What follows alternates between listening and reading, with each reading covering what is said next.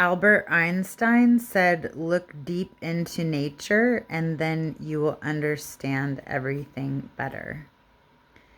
If you are familiar with plants or gardening, or if you just witness and observe nature, then you know that when there is a dead limb, like a dead leaf, it has to be removed so that it isn't leaching the nourishment from the rest of the plant in its entirety. So the reality of nature is that the dead weight has to be removed in order for the rest of the living species to thrive.